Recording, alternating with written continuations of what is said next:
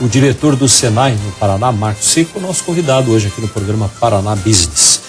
O desenvolvimento regional, ele depende muito do investimento da iniciativa privada, mas depende muito também do conhecimento, ter gente preparada, tanto assim que às vezes as empresas têm isso como primeiro item, ou como item principal na hora de escolher para onde é que vão. De que forma essa presença do Senai no interior do Paraná resolve esse problema de mão de obra para empresas? Você tocou num ponto assim bastante relevante do ponto de vista econômico, né?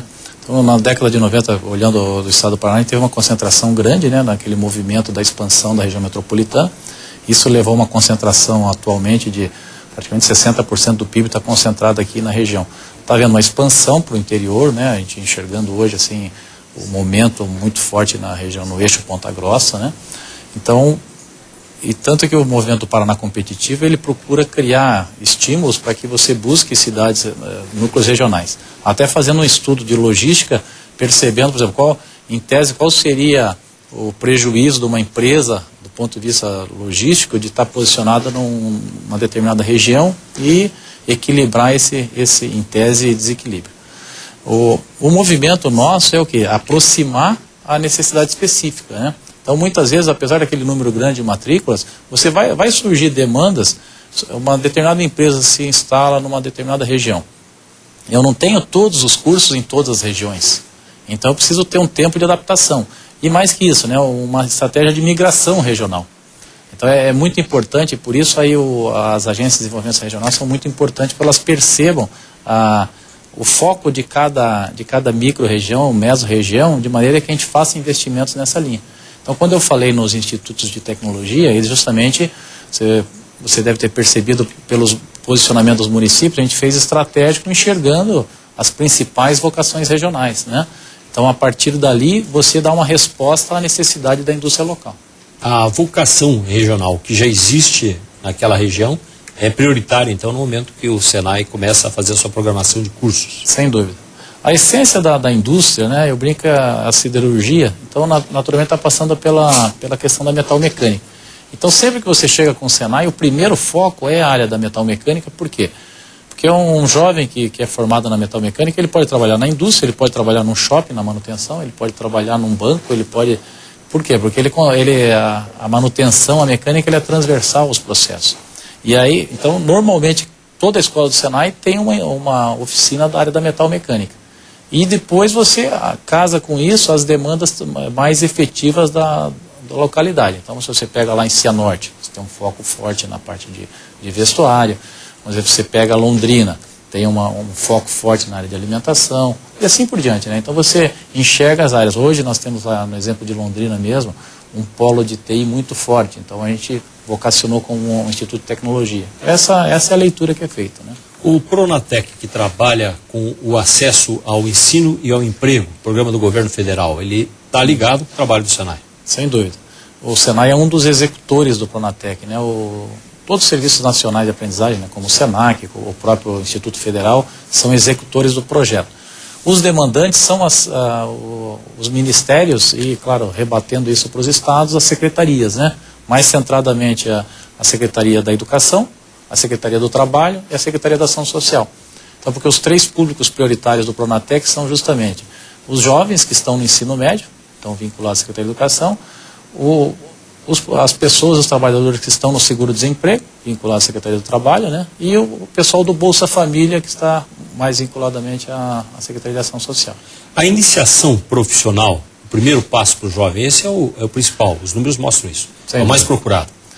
Veja, a estratégia da iniciação profissional, ela tem um contexto também de posicionamento de imagem, né? Então, se a gente olha assim historicamente, a indústria, por ela ser um espaço fechado, é diferente do comércio e do serviço, né? O comércio e o serviço, na nossa convivência no dia a dia, você se relaciona lá com o padeiro, você vai num fotógrafo, você vai numa prestação de serviço, você conversa com o médico, né? Mas a indústria não, a indústria é um espaço fechado. Normalmente, até pela situação de risco, ele acaba ficando um espaço reservado. Então, quando a gente olha assim na própria mídia, né, é um processo histórico, né? Acaba estereotipando de forma negativa a indústria. Então a gente tem um trabalho de iniciação profissional, foi inclusive um projeto vencedor do prêmio Osiris Silva de empreendedorismo, um projeto de reposicionar a profissão industrial. Muitas vezes o jovem ele quer trabalhar como vendedor no shopping, mas ele não quer trabalhar como operador de confecção. E muitas vezes ele vai ganhar o dobro trabalhando como operador de confecção do que ele trabalhar no shopping. Então tem todo um estigma, e aí a iniciação profissional é um ponto muito forte nisso. E outro movimento é assim, a iniciação profissional, ela pelo menos já mostra para o jovem mais ou menos o caminho que vai se seguir. Porque a gente tem, principalmente nesse momento de pleno emprego, a gente começa a ter muita evasão. Os alunos vêm para o curso e acabam não gostando e saem. E isso é um custo elevado, né? Porque você mantém toda uma infraestrutura que acaba não sendo otimizada. Então a ideia da iniciação profissional é bem essa, você mostra as opções e a partir daquela iniciação, a iniciação não dá uma qualificação definitiva, ele precisa ter, se aperfeiçoar em relação a isso, se qualificar em relação a isso. Então por isso o volume maior está nesse ponto realmente, né? O jovem geralmente chega sem rumo, em grande parte. Na verdade ele não sabe o que ele vai fazer da vida, o que é a vocação dele. Como é que é esse primeiro impacto, o primeiro contato, a orientação? O próprio Senai tem um programa para isso? Isso, é uma parte de orientação profissional, né? Eu brinco, eu já estou quase me aposentando na carreira, né? E às vezes eu pergunto, mas será que eu estou na profissão certa, né? Então, imagina um jovem, né? Eu acho que até a nossa cultura, ela leva a um jovem tomar uma decisão num momento inadequado, né? Então, por isso a gente tem um trabalho de orientação profissional. A gente tem um programa em parceria até com o governo do estado, com a Secretaria de Educação, que é o SESI Senai na Escola Indústria Itinerante, que ele tem justamente esse apelo de começar para o jovem da 7ª, 8ª série, agora 8ª e 9ª, né?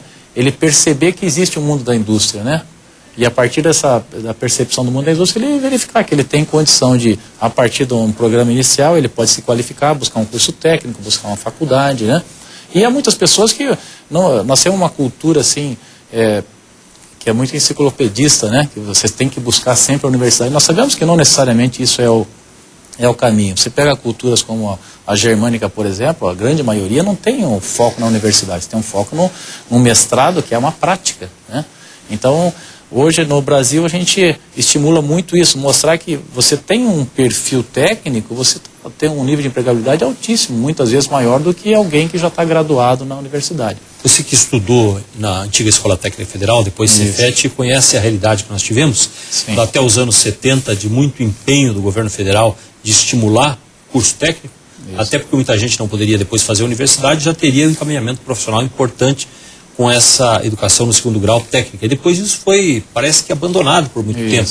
Há uma tendência de retomada? Como é que se sente isso novamente, o empenho para fazer valer o curso técnico? Sem dúvida. Acho que se percebe a Lei 5692, né? Ela ia nesse caminho que você está dizendo, dos cursos técnicos, né?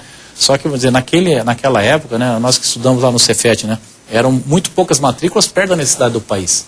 Aí se pensou numa estratégia de ampliação, essa estratégia de ampliação veio com alguns decretos que acabaram surtindo o efeito contrário. E houve esse esvaziamento, mas esse vácuo que ficou nesse período, nesses últimos 15 anos. Agora, com o Pronatec, justamente está se fortalecendo esse movimento de preparação de níveis técnicos, né? E mais que o formar o nível técnico, é você mostrar, olhando assim a estratégia global, quando você tem um ProUni, outras oportunidades, a pessoa poder seguir e perceber exatamente o momento que ela pode buscar. Ela não precisa ter uma sequência imediata, já sair do ensino médio para a universidade, ela pode trabalhar, depois se dedicar mais, já vai estar mais madura para a decisão, né, aquilo que a gente estava falando. Então, sem dúvida, está se retomando esse movimento, né? Diretor, sucesso no seu trabalho. Muito obrigado pela presença com a gente aqui na Band. Nós que agradecemos, William. Muito obrigado. Vamos para o intervalo. Daqui a pouquinho o 3º bloco do Paraná Business.